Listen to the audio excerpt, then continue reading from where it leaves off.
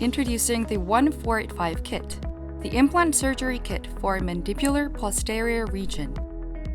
The 1485 KIT is used for implant surgery in the mandibular posterior region with vertical bone resorption. The implant specification and position can be elaborated with digital planning. The surgeon can prevent damage to the inferior alveolar nerve even when the residual bone height is low, in case the surgeon places a OneGuide template and performs drilling with the 1485 KIT's round design drills.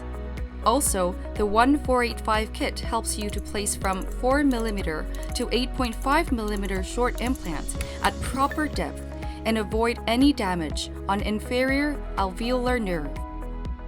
Try the 1485 KIT when you need to perform a surgery in a mandibular posterior region.